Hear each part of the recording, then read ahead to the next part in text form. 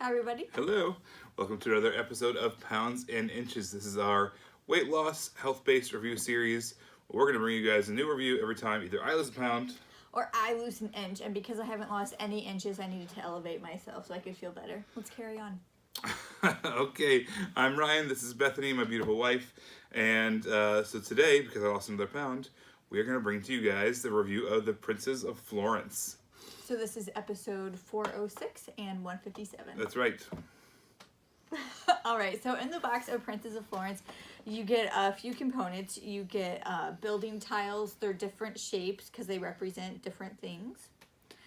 You get player pieces, various tokens for gestures and money and landscapes, freedom tiles, and then you get cards, player boards, and then a score track.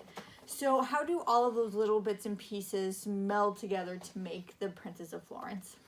All right, so during your turn, you're going to have the first section of the turn is going to be an auction phase. There are basically 7 goodies, 7 items that we're all going to be auctioning on.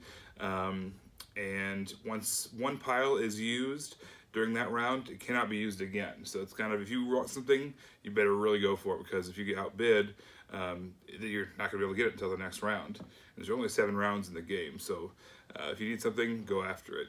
So then, after everyone has one item, if they choose to auction or bid on anything, it goes to the next phase of the turn, which is the action phase.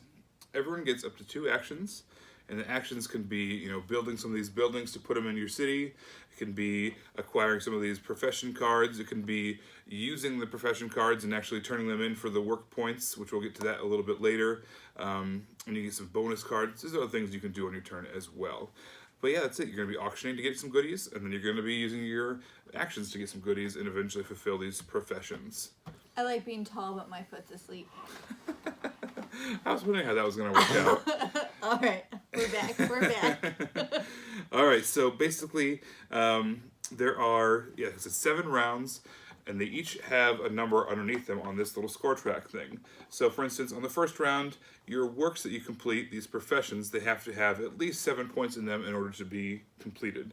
And it goes up and up and up until the 7th round. You have to have at least 17 points in order to complete one of these works. So that's really the driving force of this whole game. It's really how you get your points, how you get your money as well. All right, and so the works themselves, this one here that I just drew is a painter card. So for instance, in order to cash this in, you'd have to have at least some of these points based off what round it was.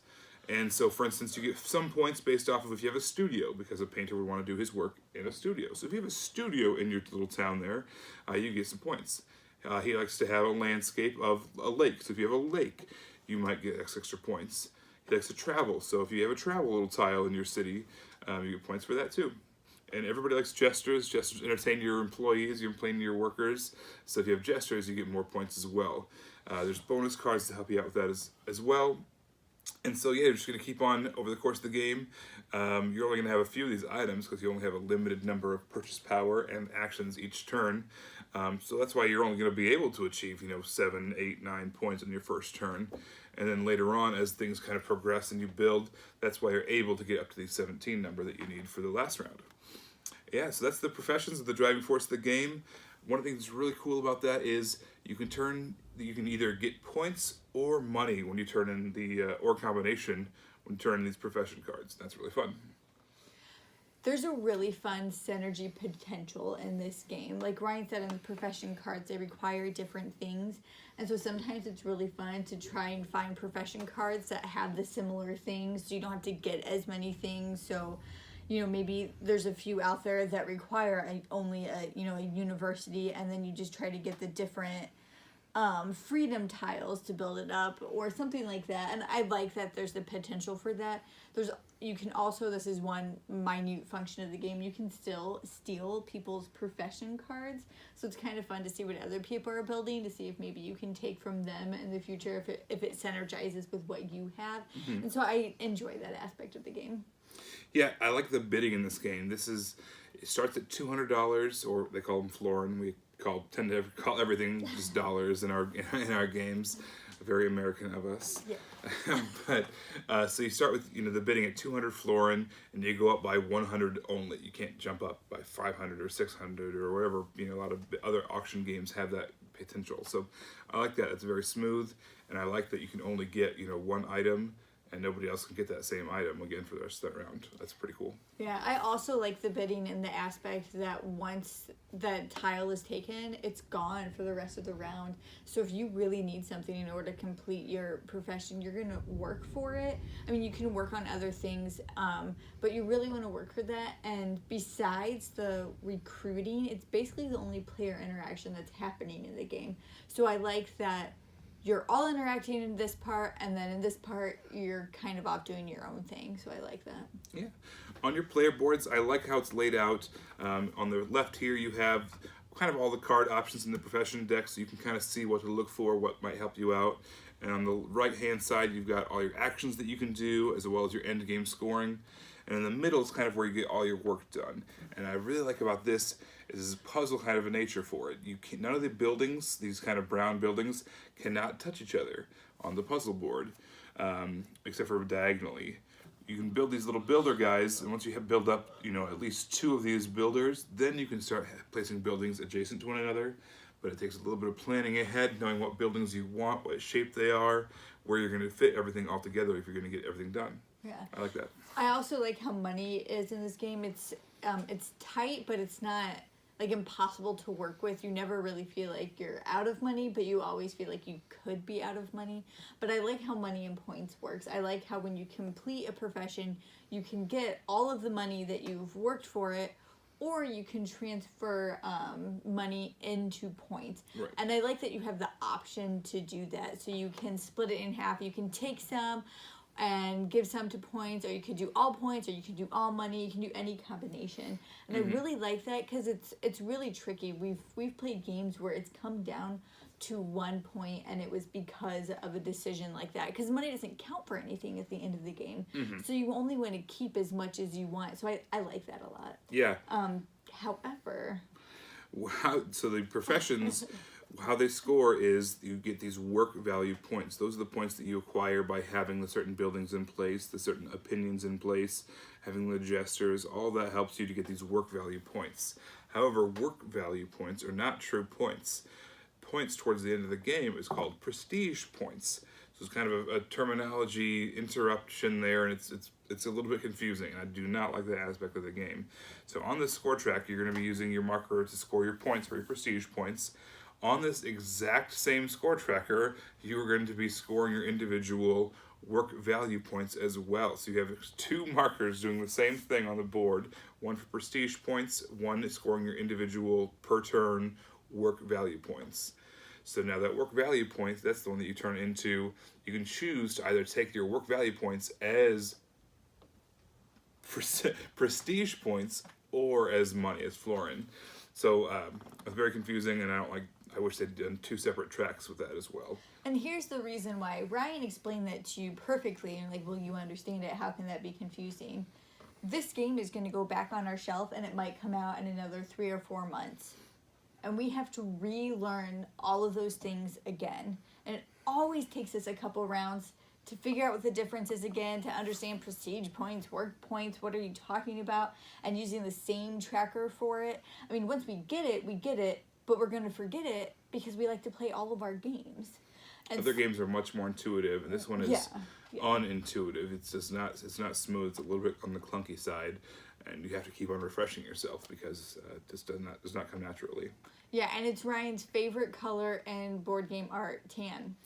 Yeah, and once again, you have tan on tan on tan. The cards are tan, the board is tan, the pieces the buildings are tan, and the graphic design really fell flat for me on this one. Again, I'm not someone who really needs a ton of great graphic design and card art. I can get by with really simple things, but you have to be able to function, and in this case, the cards, look identical. They even use some of the same card backs on 2 different styles of cards. I don't know. So the graphic design fell flat for me. The box art itself is, not very inviting. So yeah, I wish they'd take another look at that. Maybe they possibly do in another edition. I'm not sure, but our edition is pretty bland. Yeah, we had talked about in an earlier review, Global Mogul, how much we liked that game, and we never played it because we always forgot about it. When we look on our board game shelf of what we want to play today, our eyes naturally glazed over that because there's so many boxes bidding for our attention, and this also falls under that trap. Yeah. All right, so this one was also, like I mentioned, very hard to teach. This is not a game that we enjoy teaching, and we probably won't spend a lot of time teaching to other people, to be honest. If someone else knows it, or someone else in our game group that we play with wants to play it, sign us up. We'll play it for sure. But we're not going to try to bring someone into the fold and say, oh, come play Princes of Florence with us.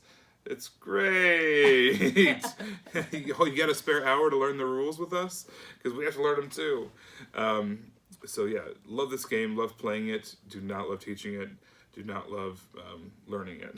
Yeah. So overall, what are your thoughts on the Princes of Florence?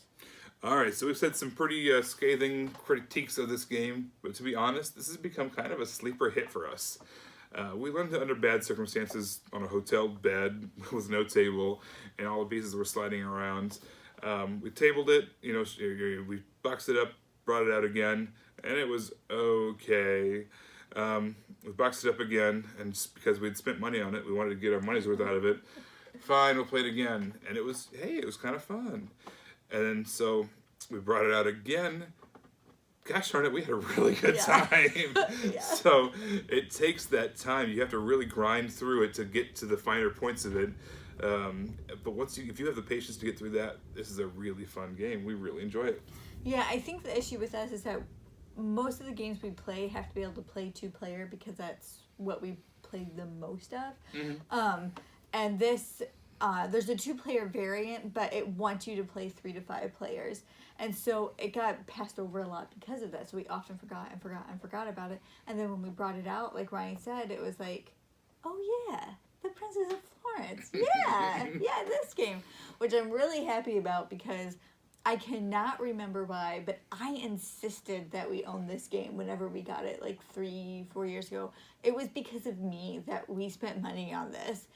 And the first couple of times we played it, I was like, I'm never going to pick out a game again. Well, I remember you liked it because it had the tile aspect, which you love tile laying games. Yeah. And it had actually a really high board game geek rating. And so that was kind of drawing us into it as well. Yeah. And it was a good price. Yeah. But overall, we really, really do enjoy this game.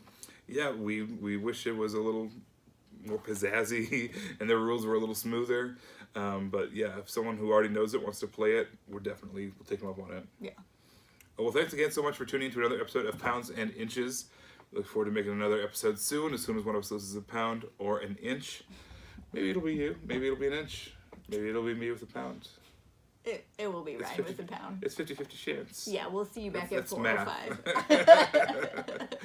5. Bye, guys. You can find us again on our blog at boardgamegeek.com, Pounds and Inches, or subscribe to us on our YouTube channel, Pounds and Inches. Feel free to leave any feedback because we love hearing from you guys. Thanks again. Bye.